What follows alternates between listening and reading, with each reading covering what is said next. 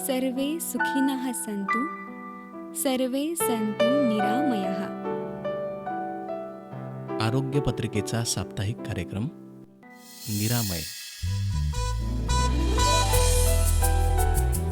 निरामय.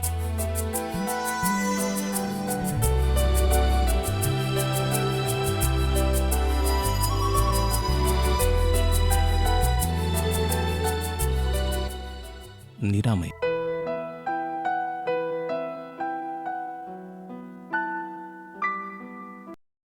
नमस्कार श्रोते हो, निरामय या आरोग्य पत्रिकेच्या कार्यक्रमाचे सादरकर्ते सूरज गोळे यांच्यासह मी ज्योती हातेकर आपणा सर्वांचं स्वागत करते आहे. आज कार्यक्रमामध्ये आपण डॉक्टर अभिजित पल्हाडे यांना आमंत्रित केलेलं आहे आणि आपण आज चर्चा करणार आहोत ती अर्धांगवायू म्हणजे पॅरालिसिस या नावाने आपण जो आजार ओळखतो त्याविषयी. नमस्कार सर. नमस्कार मॅडम. कार्यक्रमामध्ये मी आपलं स्वागत करते आहे. सर, सुरुवातीला आपण अर्धांगवायू म्हणजे काय हे आपल्या श्रोत्यांना सांगूया. नमस्कार श्रोत्यांनो. आज आपण अर्धांगवायूच्या बाबतीतली माहिती जाणून घेणार आहे.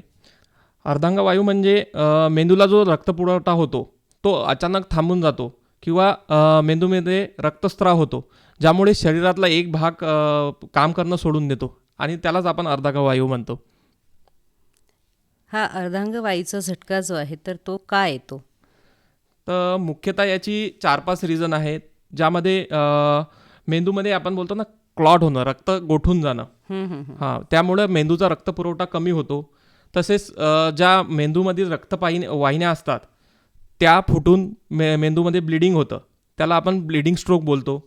तसेच दीर्घकाळ उच्च रक्तदाब जे ॲक्सलरेटेड हायपरटेन्शनचे जे पेशंट असतात, ज्यामध्ये अनकंट्रोल हायपरटेन्शन असतं, असे पेशंट किंवा अनकंट्रोल शुगरवाले पेशंट, त्यासोबत जे कोलेस्ट्रॉल असतं, रक्तातली चरबी ज्यांची अनकंट्रोल असते त्याला आपण डिस्लिपिडिमिया म्हणतो, असे पेशंट, किंवा जे धूम्रपान, तंबाखू वगैरे अशा ज्यांना हॅबिट्स आहेत असे लोक.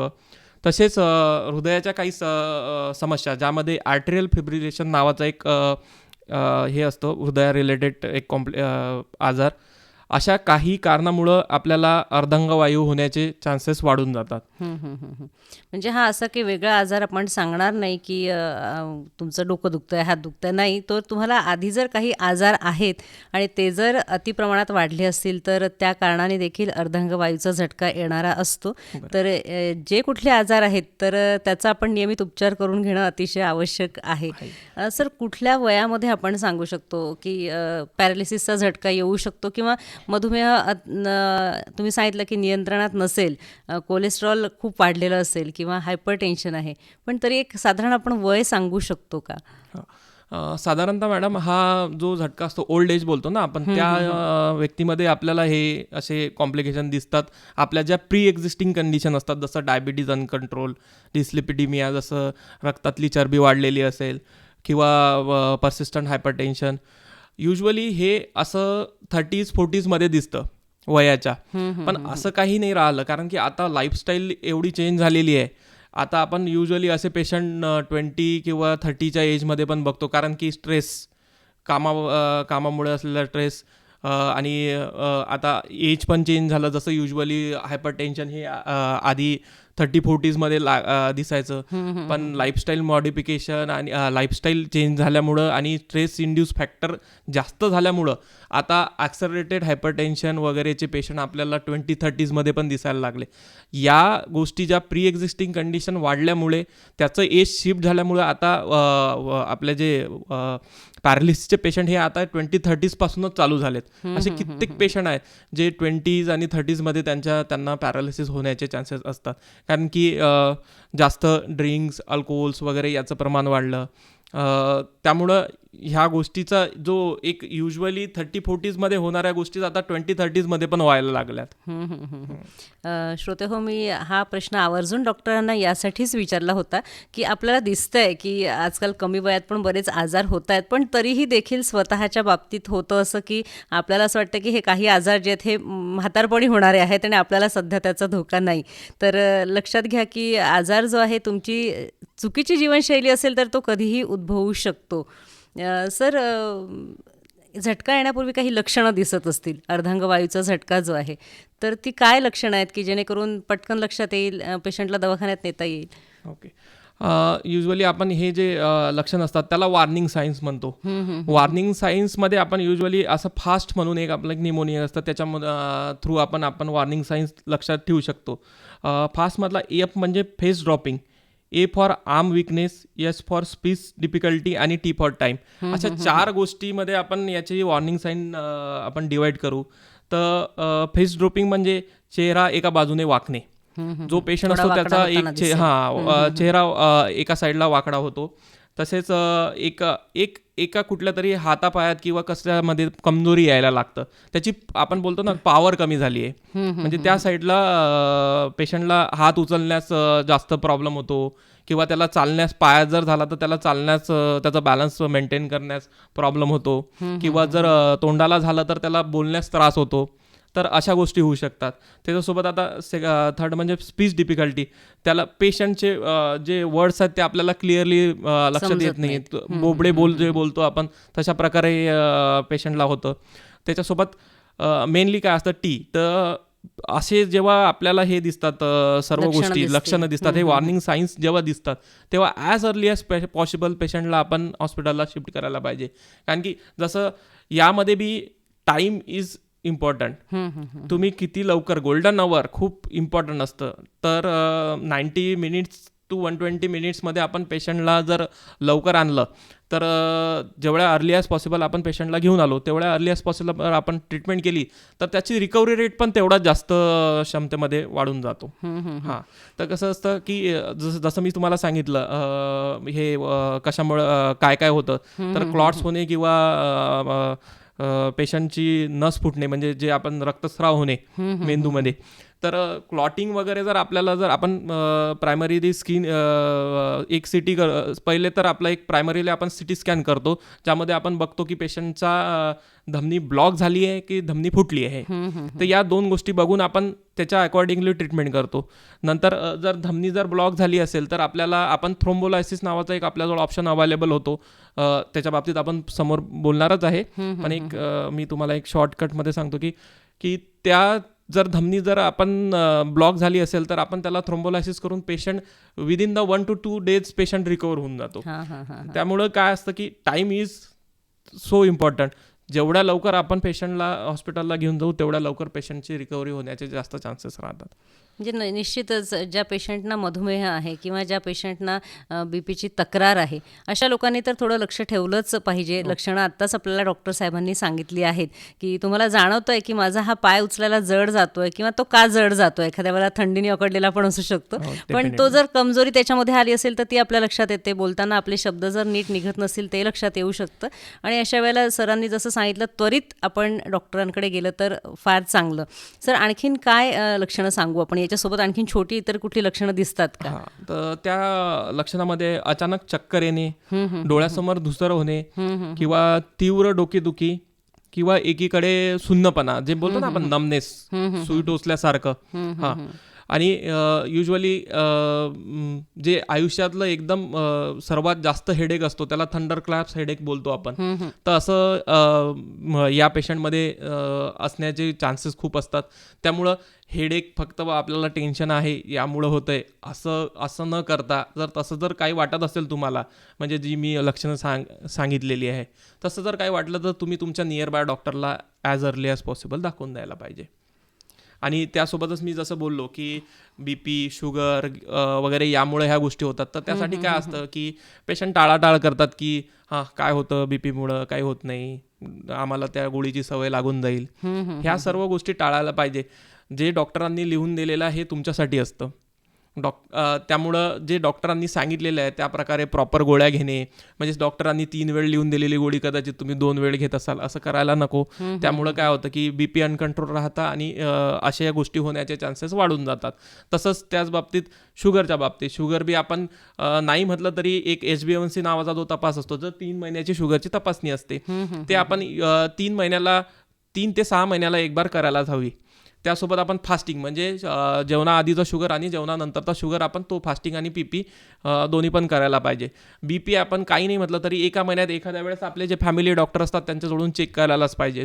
जर आपण जर लठ्ठ असू हे असेल तर डिस्लिपिडेमियासाठी आपण टेस्ट करायला पाहिजे, जसं की लिपिड प्रोफाईल. ह्या गोष्टी अशा असतात की याचे लक्षणं लगेच याचे परिणाम लगेच दिसणार नाही, पण त्याचे लॉंग टर्म इफेक्ट जे असतात ते खूप घाण असतात. त्यामुळं जसं की पॅरालिसिस होणे, अटॅक येणे याचे चान्सेस फार जास्त वाढून जातात. आणि निश्चितच तुम्ही सांगितलं की कमी डोस घेतला जातो. श्रोते हो, लक्षात घ्या, बरेचदा डोस कमी घेतला जातो, मनाने औषध बंद पण केलं जातं. आणि सरांनी आत्ताच सांगितलं की तुम्हाला लगेच काही नाही होणार आज उद्या गोळी बंद केल्यानंतर, पण नंतर जर काही दिवसांनी पॅरालिसिसचा झटका आला तर मात्र तो प्रचंड गंभीर असू शकतो. त्यामुळे या गोष्टींकडे आपण निश्चित लक्ष दिलं पाहिजे. सर, हा पॅरालिसिस जेव्हा होतो, तुम्ही सांगितलं काय काय होतं, पण त्याचं गांभीर्य जर आपण अजून सांगितलं तर निश्चित मार्गदर्शन मिळेल. तर गांभीर्य सांगायचं म्हणजे कसं आहे की जो कमावता पुरुष असतो, ज्याला पॅरालिसिस झाला तर सर्व फॅमिली सफर होऊन जाते. त्यामुळं काय आहे की BP, शुगर, लिपिड आणि ह्या बाकी सर्व गोष्टीचे जी स्क्रीनिंग जे बोलतो ना आपण, स्क्रीनिंग करायलाच पाहिजे. 3 ते 6 महिन्यांनी त्यांना जे असे आपले जे पेशंट्स असतात युजली यांनी स्क्रीन करायला पाहिजे. जसं मी तुम्हाला सांगितलं, लिपिड प्रोफाईल, HbA1c, त्यानंतर फास्टिंग PP आणि रुटीन काही टेस्ट असतात ज्यामुळे आपल्याला ह्या पॅरालिसिसपासून आपण वाचू शकतो. अशा टेस्ट करून घ्यायला पाहिजेत. जोही कुठला आजार असेल, जो कुठला उपचार सुरू असेल तर तो मात्र नियमित घेतला गेला पाहिजे. आणि पॅरालिसिस झाला, अर्धांगवायूचा झटका आला आहे तर वेळेवर उपचार मिळाला तर फार बरं आहे. नाहीतर जे कायमचं परावलंबित्व येतं तर ते संपूर्ण कुटुंबाला त्रासदायक ठरणारं असतं. आणि त्यामुळे बऱ्याच प्रकारचं नुकसान आपलं होतं, आर्थिक नुकसान होतं, मानसिक बळ कमी होतं. तर या गोष्टींकडे निश्चितच लक्ष दिलं गेलं पाहिजे. सर, आपण उपचार काय सांगू, काय काय उपचार तुम्ही हॉस्पिटलला पोहोचल्यावर मिळतात आणि किती काळात पेशंट बरा होऊ शकतो? मॅडम, स्ट्रोक ही ना एक मेडिकल इमर्जन्सी म्हणून आपण याच्याकडे बघत असतो. त्यामुळं अर्ली ॲज पॉसिबल लवकर उपचार चालू केले तर पेशंटला जे आउटपुट मिळतात ते बी उत्तम असतात. त्यासाठी आता जसं मी डिवाईड केलेलं आहे, इस्केमिक स्ट्रोक, त्याच्यानंतर आपलं ब्लिडिंग स्ट्रोक वगैरे असतात. त्या प्रकारे आपण वेगळे वेगळे उपचार करावे लागतात. जसं जर क्लॉट झालेले असतील, ब्रेनमध्ये गुठळ्या झालेल्या असतील, आपण आपले डॉक्टर कधी पण आपल्याला समजावून सांगतात की ब्रेनमध्ये गुठळ्या झाल्या, त्याला आपण क्लॉट बोलतो आमच्या लँग्वेजमध्ये. क्लॉट जर झाले असेल, जो इस्केमिक स्ट्रोक असतो, त्यासाठी आपण जर रक्तपातळीचे इंजेक्शन देतो, त्याला आम्ही थ्रोम्बोलायसिस म्हणतो. तर त्या इंजेक्शनासाठी जर तो पेशंट जर प्रॉपर टाईममध्ये आला, गोल्डन अवरमध्ये आला, तरच आपण ते देऊ शकतो. किंवा म्हणजे आपण युजली गोल्डन अवर किती बोलतो, तर 4.5 तासाच्या आत जर पेशंट प्रेझेंट झाला तर आपण त्याला थ्रोम्बोलाइज करू शकतो. युजली काय असतात, आपले जे पेशंट असतात ते गावाकडचे असतात, त्यांना ते अवेअर नसतात या गोष्टीच्या बाबतीत, खूप जास्त टाईमपास होऊन जातो येता. त्यामुळं 4.5 तासाच्या जर वरती आला तर डॉक्टर पण त्यामध्ये थ्रोम्बोलायसिस करू शकत नाही, कारण की त्याचे उपायापेक्षा जास्त अपाय जास्त आहे थ्रोम्बोलायसिस केल्यानंतर. कदाचित असं होऊ शकतं की आपण क्लॉटिंगसाठी 4.5 तासानंतर थ्रोम्बोलायसिस केलं आणि पेशंटचा जे क्लॉट कन्वर्ट होऊन त्याला ब्लिडिंग चालू होण्याचे जास्त चान्सेस राहतात. किंवा आपण पहिले त्याचं काही हे असतात की थ्रोम्बोलायसिस करण्याआधी काही ऑपरेशन, म्हणजे पेशंटला काही ऑपरेशन वगैरे झाले, काही आपण जे प्री रिक्विजिट्स असतात त्याच्यामध्ये ते टेस्ट करूनच आपण पेशंटला थ्रोम्बोलायसिस करू शकतो. तर थ्रोम्बोलायसिस एक ऑप्शन तर झालाच, त्याच्यासोबत एक थ्रोम्बॅक्टोमी म्हणून असतं. थ्रोम्बॅक्टोमी म्हणजे काय असतं की एखादी धमनी आहे, त्याच्यामध्ये जर क्लॉट झाला तर आपण तो क्लॉट काढून टाकणे, तो बी एक आपल्याजवळ ऑप्शन असतो जो आपण क्लॉट झालेल्या ठिकाणी वापरू शकतो. त्यासोबत आता ब्लिडिंग स्ट्रोकमध्ये जर हे असेल तर आपण न्यूरोसर्जरी ओपिनियन घेऊन त्याप्रकारे आपण अकॉर्डिंगली आपण पेशंटचं ऑपरेट करून हे करू शकतो. बर होल वगैरे अशा प्रोसिजर असतात त्यामध्ये, त्या आपण करू शकतो. मेनली ब्लिडिंग स्ट्रोकमध्ये आपल्याला BP कंट्रोल करणे, ICU केअर वगैरे आणि न्यूरोसर्जरी ओपिनियन, अशा 3 गोष्टी प्रकारे आपण ब्लिडिंग स्ट्रोक मॅनेज करतो. सर, मला हे विचारायचं आहे की आपण वेळेत आपला पेशंट डॉक्टरपर्यंत पोहोचलाच पाहिजे. 4.5 तास तुम्ही सांगितले, त्याआधी जर पोहोचल्या श्रोते हो, जर आपल्याला काही टेस्ट करायचे असतील त्यासाठी पण अवधी मिळेल आणि योग्य ती तुम्हाला उपचार मिळून तुमचा पेशंट लवकर बरा होईल. पेशंट बरा होतोच हे तुम्ही सांगितलं, पण बरेचदा हातापायांमधली ताकद चालली गेली असते की जी सगळ्यात महत्त्वाची आहे, किंवा तोंड वाकडं झालं असेल, बोलण्यास प्रॉब्लेम झाला असेल, तर हे सगळं रिकवर होतं का? हां मॅम, डेफिनेटली रिकवर होतं, पण हे कसं असतं की याला टाईम जास्त लागतो. तसेच युजली जे पॅरालिसिसचे पेशंट आहेत ते 3 ते 6 महिने कंप्लीट रिकव्हरीसाठी घेतात. काही जणांची रिकव्हरी जेवढी आधी असते तेवढी पॉसिबल पण नसते. म्हणजे जे 100% रिकव्हरी काही जणांची होत पण नाही. पण काही पेशंट असे आहेत की एकदम अतिशय ठणठणीत बरे होऊन जातात. तर त्यामध्ये मेनली तेच की साखर वगैरे, कोलेस्ट्रॉल वगैरे नियंत्रित ठेवणं आणि रक्तपातळीची गोळी वगैरे पेशंटनी प्रॉपर घ्यायला पाहिजे, जसे डॉक्टरनी ॲडवाईस केलं आहे त्याप्रमाणे. आणि एक त्याच्यासोबत आपण जो बोलतो की एक सप्लिमेंटरी उपाय म्हणून आपण फिजिओथेरपीकडे पण बघायला पाहिजे. म्हणजे जो भाग पॅरालिसिस झाला त्याची फिजिओथेरपी बी करणं तितकंच गरजेचं आहे. कारण की पेशंट अर्ली मोबाईलाइज करणं ते पण तितकंच इम्पॉर्टंट आहे, त्याच्यासोबत गोळ्या औषधासोबत. निश्चितच. म्हणजे पॅरालिसिसचा अर्धांगवायूचा झटका आल्यानंतर तुम्ही किती त्वरित निर्णय घेता आहात, किती लवकर तुमचा पेशंट दवाखान्यापर्यंत पोहोचवता आहात, आणि त्यानंतर तुम्हाला मिळणारी मदत जी आहे ही, आणि तुमच्या शरीराची ताकद कशी आहे याच्यावरती तुम्ही 100% दुरुस्त होणार आहात की नाही हे ठरू शकतं. पण उपचार मात्र उपलब्ध आहेत, तुमचा जीवाचा धोका कमी होतो आणि निश्चितच त्याची तुम्हाला मदत होते. पण तरीही सर, एखाद्या वेळेला असं होतं की एखादा पेशंट नाही पोचत डॉक्टरपर्यंत, पण असा जो अर्धांगवायूचा पेशंट आहे तर त्याची काळजी कशी घेतली पाहिजे आपण हे देखील सांगूया. तर अशा पेशंटमध्ये आपण वेळेवर जे औषधं दिलेली आहेत ते घेणे, किंवा BP, शुगर, कोलेस्ट्रॉल कंट्रोल करणे, त्यासोबत जी सांगितलेल्या प्रकारे फिजिओथेरपी वगैरे घेणे. युजली कसे असतात, डायबिटीज जे पॅरालिसिसचे पेशंट जे असतात ना, हे बेड रिडन होऊन जातात. कारण की एक भाग काम करत नाही, त्यामुळं बेड सोअर होण्याचे चान्सेस फार वाढून जातात. त्यामुळं त्यासाठी आपण एअर बेड किंवा वॉटर बेड पेशंटला आपण घरी अवेलेबल करून द्यायला पाहिजे, जेणेकरून त्यामुळं बेड सोअर होतील नाही. आणि बेड सोअर नाही झाले तर, पेशंट इन्फेक्ट नाही झाला तर पेशंटची रिकव्हरी बी तितक्याच चांगल्या प्रकारे होईल. तसेच या पेशंटमध्ये काय असतं, नैराश्य होण्याचे जास्त चान्सेस असतात. म्हणजे पेशंट डिप्रेशनमध्ये जाण्याचे चान्सेस असतात. कारण की एखादा म्हणजे जो मेनली कमावता जर हे असेल, रुग्ण असेल त्याच्या घरचा, तर त्याला नैराश्य येण्याचे चान्सेस फार जास्त वाढून जातात. कारण की सर्व घर त्याच्यावरती डिपेंड असतं ना. तर त्यामध्ये या पेशंटला आपण तेच मानसिक आधार देणे बी तितकेच गरजेचे असतं. आणि डॉक्टरांच्या सांगितल्या प्रकारे ज्या व्हिजिट्स आहेत त्या आपण फॉलो करायला पाहिजे. युजली पेशंट काय करतात, मी चांगला आहे, टाळाटाळ करतात, असं नाही करायला पाहिजेत.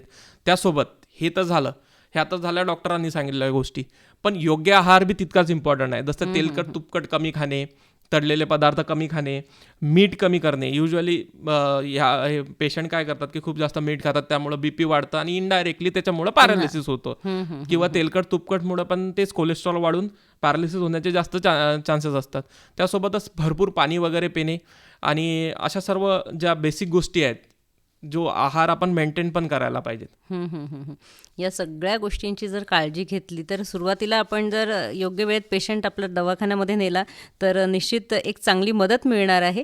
त्याही नंतर जर अर्धांगवायूचा झटका आलेला व्यक्ती असेल, त्याची नीट काळजी घेतली तर तो पेशंट बऱ्यापैकी दुरुस्त होऊन चांगलं आयुष्य जगू पण शकतो. सर, आणखीन काय सांगू आपण अर्धांगवायूबद्दल? याच्यामध्ये आता अर्धांगवायूमध्ये सांगायचं म्हणजे जसं की हॉस्पिटलला ॲज अर्ली ॲज पॉसिबल जाणं ते तर इम्पॉर्टंट आहेच. त्यासोबत काय असतं की मॉनिटरिंग सर्वात इम्पॉर्टंट पार्ट आहे मॅडम याच्यामध्ये. की जसं मी बोलतोय की BP, शुगर, डायबिटीज या बाबतीतली मॉनिटरिंग करणे खूप इम्पॉर्टंट आहे. आणि अर्धांगवायू म्हणजे असं नाही की झाला म्हणजे पेशंट रिकवरच होणार नाही. रिकव्हरीचे खूप जास्त चान्सेस असतात, पण तेच मेन असतं की टाईम पिरियड हॉस्पिटलला पोचण्याचा आणि डॉक्टरांनी दिलेल्या सल्ल्यानुसार त्याच्यावरती आपण त्याला स्टिक राहून आपण सर्व गोष्टी करायला पाहिजे. सर, अर्धांगवायूच्या बाबतीत बोलताना आपण पाहतो की तुम्ही सांगितलं की एक बाजू निकामी होते, तर कायम असंच होतं का की डावा किंवा उजवा भाग निकामी होतो, किंवा पूर्ण पण शरीर निकामी होऊ शकतं का? तर मॅम असं असतं की असं नाही की अर्धांगवायू आला म्हणजे पूर्ण एकच बाजू निकामी होईल. कधी कधी अर्धांगवायू TIA म्हणजे जो ट्रान्सकेमिक इस्केमिक अटॅक, तो फक्त छोट्या खाणी येऊन जातो. त्यामध्ये फक्त फेसच अफेक्ट करेल किंवा एखादा छोटासा पार्टच अफेक्ट करेल. म्हणजे जसं की हातच अफेक्ट करेल किंवा पायच अफेक्ट करेल. असं नाही की पूर्णपणेच कधी पण आपला पेशंटचा भाग इन्व्हॉल्व्ह होईल. जर पूर्णपणे होईल त्याला आपण एक डेन्स हेमिप्लेजिया म्हणतो, म्हणजे पूर्ण एक साईड जाणे. कधी कधी असं बी होऊ शकतो की पेशंटला पॅराप्लेजिया म्हणजे 2 पाय जातील, किंवा क्वाड्रिप्लेजिया म्हणजे त्याच्यामध्ये 4ही पण भाग इन्व्हॉल्व्ह होतील, जसे 2 हात 2 पाय पण इन्व्हॉल्व्ह होतील. असे वेगळे वेगळे याचे अर्धांगवायूचे प्रकार आहेत. म्हणजे कधी कधी फक्त फेशियल पॅरालिसिस म्हणजे युजली आपण बघतो की बेल्स पाल्सीचे पेशंट बी खूप असतात, त्यामध्ये फक्त फेस इन्व्हॉल्व्ह होतं. बाकी मग जसं मी बोललो मोनोप्लेजिया, हेमिप्लेजिया, पॅराप्लेजिया, क्वाड्रिप्लेजिया असे वेगळे वेगळे प्रकारे जशी इन्व्हॉल्वमेंट असते त्या प्रकारे आपण त्याला नावे दिलेली आहेत. म्हणजे आपण गाफील राहू नये की माझी एक बाजू निकामी होते म्हणजेच पॅरालिसिस आहे. छोटे झटके पण येऊ शकतात, त्याच्याकडे पण आपण त्वरित लक्ष दिलं पाहिजे. सर, मी बघताना माझ्या बघण्यात तरी जास्तीत जास्त पुरुष पेशंट मला दिसले आहेत. तर असं काही आहे का, हा अर्धांगवायू हे करतो का की बाबा स्त्रियांना होणार नाही आणि पुरुषांना जास्त प्रमाणात होत नाही? असं काही नाही आहे. अर्धांगवायू पुरुषांना पण होऊ शकतो किंवा स्त्रियांना बी होऊ शकतो. तर मेनली तेच की मी जे बोलले की रिस्क फॅक्टर कसे आहेत त्यानुसार हा त्या रिस्पेक्टिव्हली पुरुषांना किंवा महिलांना होऊ शकतो. जर महिलांचे जर अनकंट्रोल BP, अनकंट्रोल शुगर्स वगैरे असतील तर महिलांना पण हा होऊ शकतो. असं काही नाही आहे की फक्त अर्धांगवायूचे झटके हे फक्त पुरुषांमध्येच होतात, हा महिलांना पण होऊ शकतो. आपण बोललो होतो मगाशी BP जेव्हा अनकंट्रोल्ड आहे किंवा गोळ्या जर तुम्ही घेतल्या नाहीत, पण बरेचदा होतं असं की अगदी 8-1 दिवसात आपल्याला दिसतं की गोळ्या घेतल्याने आणि लगेच त्यांना झटका आला. तर त्या बाबतीत आपण थोडं सजग करूया आपल्या श्रोत्यांना. हां, तर कसं असतं की युजली गावा साईडला कसं असतं की BPची गोळी एक बार चालू झाली म्हणजे ती सतत चालू राहील, असं फार मोठं एक मिथ आहे. पण BPची गोळी काय असतं की BPची गोळी तुम्ही वेळेवर घेतली तर त्यामुळं त्याच्यापासून अपाय होण्यापेक्षा त्याचे उपाय जास्त आहेत. आपल्याला गोळी ही जी आहे ही तुमच्यासाठी असते आणि ती गोळी प्रॉपरली घ्यायलाच पाहिजे. जर गोळी घेतली नाही तर मग त्याच्यामुळं होणारे अपाय खूप जास्त आहेत, जसे की त्यामुळे होणारे हृदयविकार, त्याच्यानंतर पॅरालिसिस, ह्या अशा सर्व गोष्टी त्याच्यामुळं होऊ शकतात. त्यामुळं BPची गोळी जशी डॉक्टरांनी सांगितली त्या प्रकारेच घ्यायला पाहिजे. आणि कधी कधी काय होतं की एखादा पेशंट कुठल्या गावाला गेला, तिथं ती त्याची गोळी विसरली, तर पेशंटनी काय करायला पाहिजे, तर कंपनीचं काही नसतं, जी गोळी आहे त्याचे कंटेंट इम्पॉर्टंट असतात. तुम्ही दुसऱ्या गावाला गेले तर एखाद्या मेडिकल स्टोअरमधून त्याच कंटेंटची गोळी घेऊन ते तुम्ही घेतली तर ते बेटर राहील रादर दॅन गोळी न घेतल्यापेक्षा. म्हणजे आपल्याला BPची गोळी असेल तरी आपल्याला माहिती पाहिजे की आपल्याला कुठल्या प्रकारची गोळी दिल्या गेली आहे, ती किती वेळ घ्यायची आहे, या सगळ्या गोष्टी निश्चित माहिती असणं आवश्यक आहे. श्रोते हो, लक्षात घ्या, अर्धांगवायूचा झटका जेव्हा येतो तेव्हा आपण पाहिलं की शरीराचा एक पार्ट निकामी झाला तर अपंगत्व येणार आहे, परावलंबित्व येणार आहे आणि घरी कोणी नसेल अशा वेळेला जर असा झटका येतोय तर निश्चितच मला असं वाटतं आपल्याला उपचार मिळण्यास पण विलंब होऊ शकतो. तर हे असलं कुठलाही प्रकार आपल्यासोबत होऊ नये म्हणूनच आपण निश्चितपणे आज आपल्याला डॉक्टरांनी जी काही खबरदारी घ्यायला सांगितलेली आहे ती अवश्य घेतलीच पाहिजे. सर, महत्त्वाची माहिती आज आपण आपल्या श्रोत्यांना सांगितली. जाता आता काय संदेश द्याल तुम्ही? असं असतं की मॅडम, संदेश द्यायचा म्हणजे की पेशंट असं नाही आहे की अर्धांगवायू झाला म्हणजे तो रिकवर होणार नाही. असं जसे मी तुम्हाला फास्ट नावाची जे लक्षणे सांगितले, जे वॉर्निंग साईन्स आहेत, असे लवकर ओळखून पेशंटला लवकर हॉस्पिटलला घेऊन येऊन पेशंट चांगल्या प्रकारे बरा होतो. तर तेच की ॲज अर्ली ॲज पॉसिबल आपण इंटरव्हेन्शन केलं तर पेशंट चांगल्या प्रकारे बरा होऊ शकतो. असं नाही की एक बार अर्धांगवायूचा झटका आला म्हणजे तो पेशंट कधी बराच होणार नाही. डेफिनेटली मॅडम, जेवढ्या आपण अर्ली ॲज पॉसिबल ट्रीटमेंट चालू करू तेवढे तसं अपंगत्व पेशंटला येणार नाही आणि पेशंटचा लाईफ टाईम लॉस होणार नाही. हाच एक इम्पॉर्टंट संदेश आहे. निश्चितच सर, आज आपण आकाशवाणी अकोला केंद्राच्या स्टुडिओमध्ये आलात आणि महत्त्वपूर्ण अशा विषयावरती आमच्या श्रोत्यांना मार्गदर्शन केलं. त्यासाठी आकाशवाणी अकोला केंद्रातर्फे मी आपले आभार मानते आहे. धन्यवाद.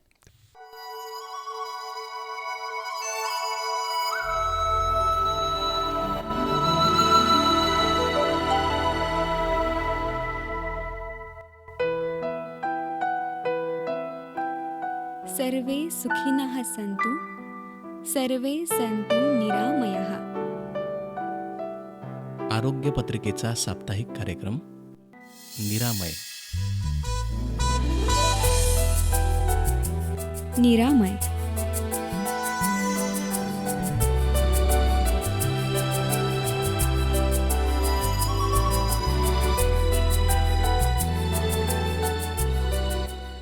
निरामय.